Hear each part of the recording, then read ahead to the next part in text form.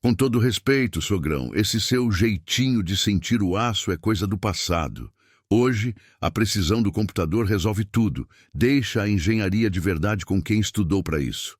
Aquelas palavras, ditas com um sorriso satisfeito, caíram sobre a mesa do almoço de domingo, como um martelo quebrando um cristal.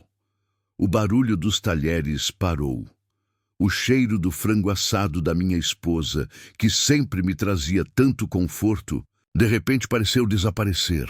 Na cabeceira da mesa, meu genro, Lucas, ajeitou os óculos de armação moderna, o diploma de engenharia civil recém-emoldurado na parede da sua casa, certamente brilhando em sua mente. Minha filha, o amor da minha vida, olhou para o prato, o rosto corado, dividida entre o respeito pelo pai e a lealdade ao marido.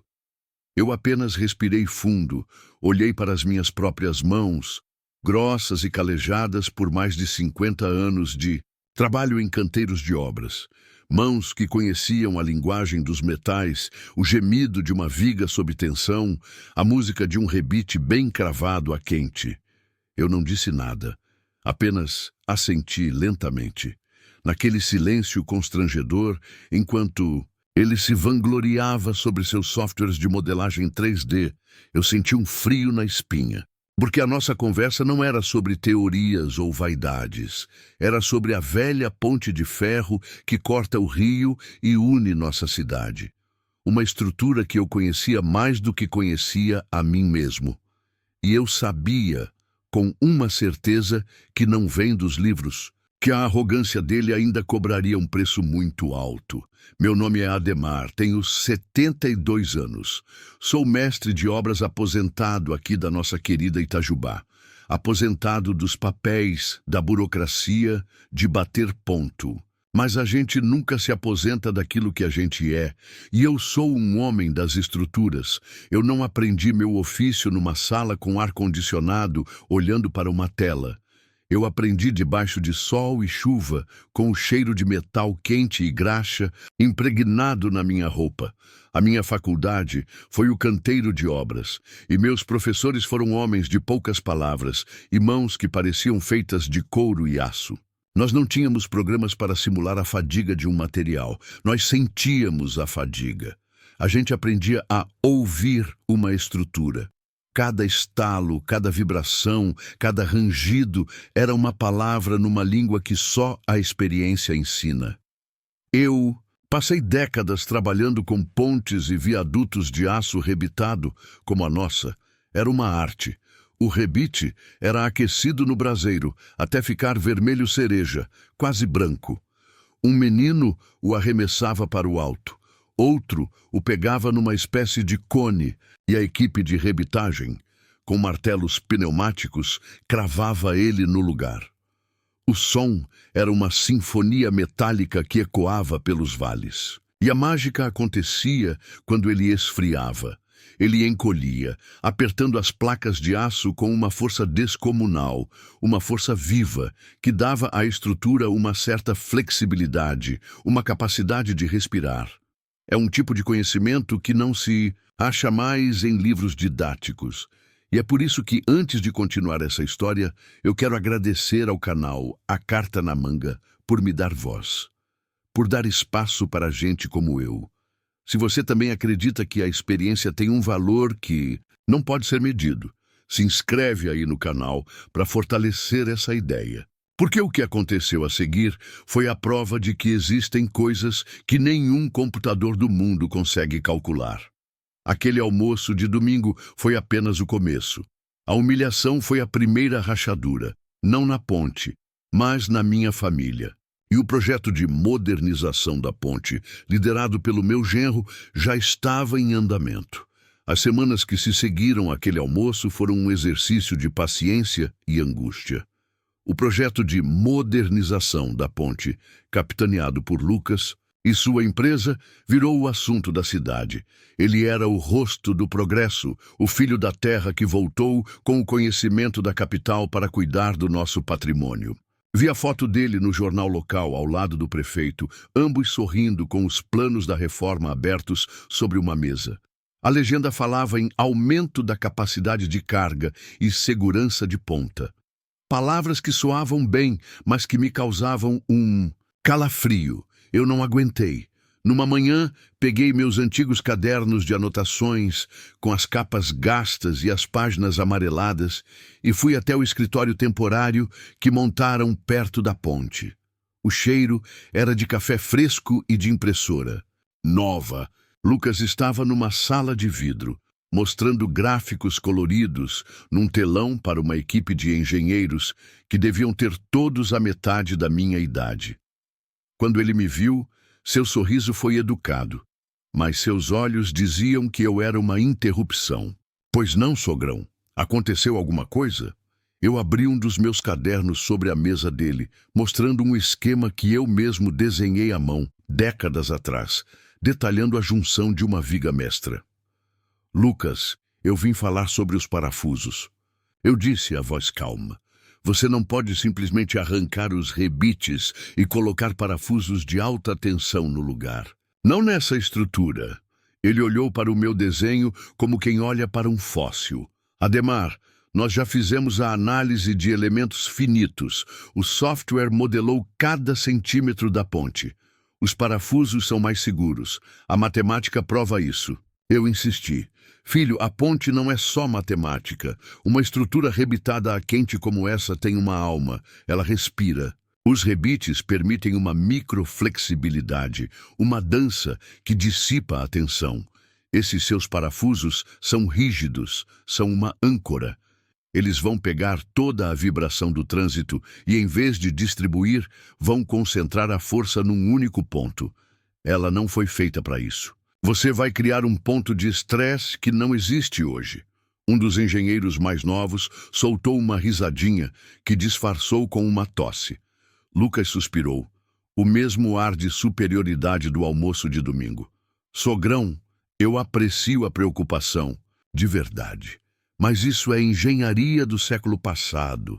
Hoje nós temos ligas metálicas mais fortes, torquímetros de precisão. A gente não trabalha mais com achismo ou sentimento. Ele fechou meu caderno com cuidado e o empurrou de volta. Para mim, fique tranquilo, a ponte vai ficar mais forte do que nunca. Eu saí de lá com o peso do mundo nos ombros. Fui até a ponte, que já estava com o trânsito parcialmente interditado para as obras. Passei a mão sobre as cabeças arredondadas dos rebites, sentindo a textura do aço que estava ali, firme, há quase 80 anos. O som das ferramentas modernas, o zunido agudo das parafusadeiras elétricas, era uma nota dissonante, um presságio do que estava por vir. Eu tentei mais uma vez, num jantar de família, usando uma analogia. É como pegar um senhor de 80 anos e colocar nele o coração de um atleta de 20. O coração pode ser forte, mas as veias antigas não vão aguentar a pressão. Lucas apenas riu e disse, ainda bem que pontes não têm veias, não é mesmo? A obra terminou. Houve uma cerimônia de reinauguração, com discursos e corte de fita. Lucas foi aplaudido como um herói. E eu, no meio da pequena multidão, olhava para a ponte, agora com suas fileiras de parafusos novos, perfeitamente alinhados e sem alma, e sentia o silêncio dela, um silêncio doentio. Eu sabia que ela tinha parado de dançar e estava apenas esperando o momento certo para gritar. Não demorou. O inverno chegou mais rigoroso naquele ano, e com ele as primeiras notícias. Caminhoneiros, homens que, como eu, conhecem a estrada pelo som dos pneus no asfalto, começaram a comentar no posto de gasolina. Diziam que a ponte estava cantando diferente, que sob o peso das cargas mais pesadas, ela não gemia como antes, ela dava estalos. Estalos secos, agudos, como um osso quebrando. Eu ouvia aquilo e meu coração ficava apertado. Era o grito que eu estava esperando. A crise explodiu numa terça-feira cinzenta.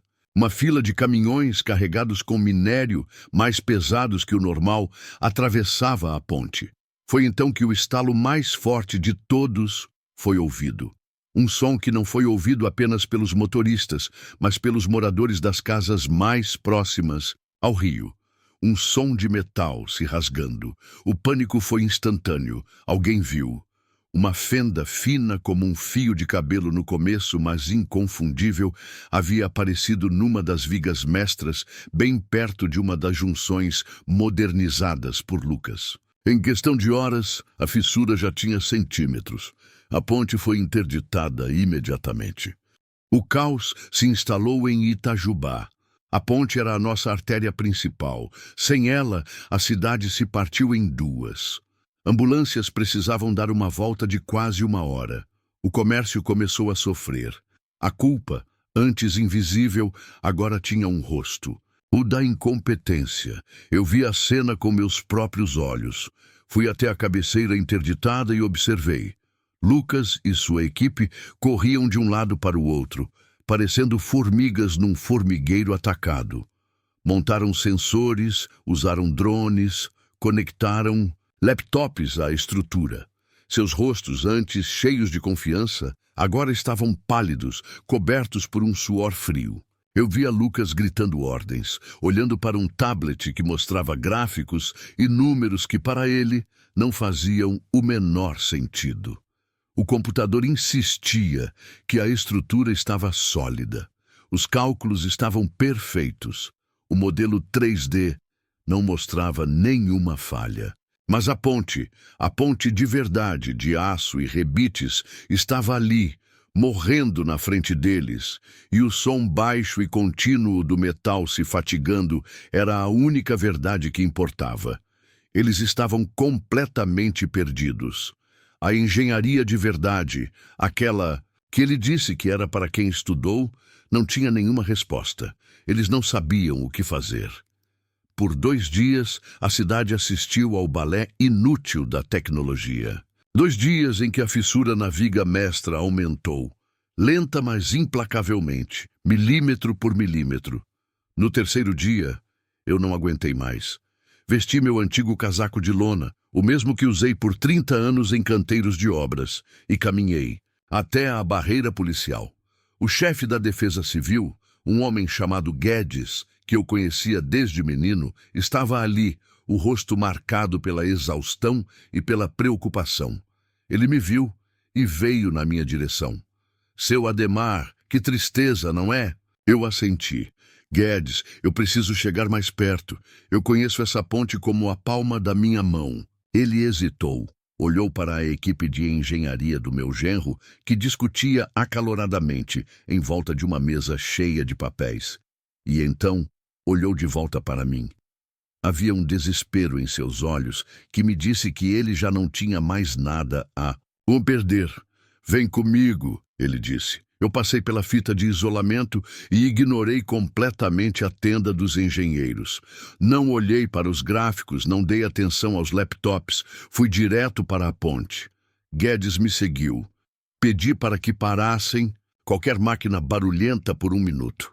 No silêncio, fechei os olhos. Concentrei-me no que a estrutura me dizia. A vibração sob os meus pés era errada. Era uma vibração doente, febril. Caminhei pela passarela de serviço, meus sapatos de sola grossa batendo no metal, e meus olhos não estavam fixos na rachadura. Estavam do outro lado. Eu procurava a origem da tensão, não o resultado dela. E então eu vi. O conjunto de parafusos novos, frios e rígidos, fincados na estrutura como punhais. E a pintura ao redor deles, levemente estufada, quase imperceptível. Era ali. A camisa de força. A ponte estava sendo estrangulada. Voltei-me para Guedes, que me olhava com uma esperança assustada. O problema não é a rachadura, eu disse, minha voz firme. A rachadura é o grito de dor. A doença está aqui, do lado oposto. Vocês prenderam a ponte com tanta força com esses parafusos que, com a vibração e o frio, ela não teve para onde trabalhar. A tensão viajou pela viga e arrebentou no ponto mais antigo e cansado. Lucas se aproximou, tendo ouvido a conversa. Isso não faz sentido. As simulações... Ele começou a dizer. Eu o ignorei. Olhei apenas para Guedes. Chame a equipe de manutenção pesada. Eu preciso de 3 maçaricos potentes, agora. A confusão se instalou. Maçaricos. Aquecer. O aço vai comprometer a têmpera, vai enfraquecer a viga, protestou um dos engenheiros jovens. Mas Guedes viu algo no meu rosto. Ele deu a ordem. Em menos de 20 minutos, 3 homens estavam a postos, com os maçaricos sibilando. Eu não pedi para eles irem até a rachadura. Eu os levei para o lado oposto, para uma área perto da nova parafusagem. Mas onde ainda restavam os rebites originais. Apontei para um conjunto específico de 3 rebites antigos, maciços, que formavam um triângulo de sustentação. Aqueçam esses 3, ao mesmo tempo, não precisam derreter. Só aqueçam até o aço ficar com a cor de um sol laranja. Quando eu der o sinal, afastem. Os homens olharam para Guedes, que apenas assentiu. As chamas azuis lamberam o aço escuro da ponte. O cheiro de metal quente e de tinta queimada encheu o ar. Eu observava a cor do metal, ignorando os murmúrios de espanto da equipe de Lucas. Agora! Eu gritei. As chamas se foram. E então, aconteceu. Um gemido profundo, longo, ecoou por toda a estrutura. Não foi um estalo de quebra, foi um som de alívio. Um bom, grave e ressonante. A ponte inteira se moveu, talvez 1 ou 2 milímetros, um reajuste colossal, como um gigante adormecido ajeitando os ossos. Naquele instante, um dos engenheiros, que monitorava a fissura com um medidor a laser, gritou, a voz esganiçada de incredulidade. Parou! O avanço da fissura! Parou completamente! O silêncio que se seguiu foi mais ensurdecedor que qualquer barulho. A ponte tinha voltado a respirar, e eu apenas coloquei minha mão enrugada sobre o corrimão de ferro, sentindo a vibração dela voltar ao normal. Ela estava viva. O som do metal se acomodando foi seguido por um silêncio profundo, quase sagrado. Ninguém se movia.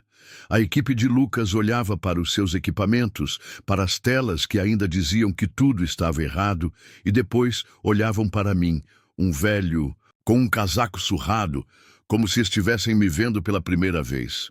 Vi a compreensão nascer no rosto deles, uma mistura de vergonha e admiração. Eles eram inteligentes, com certeza, mas haviam aprendido uma lição dura, que a sabedoria nem sempre vem acompanhada de um diploma novo na parede. O meu genro, Lucas, estava pálido como cera. Ele caminhou lentamente, como que em transe, até a beirada da viga mestra. Não para olhar os medidores, mas para tocar com a ponta dos dedos a fissura agora inerte.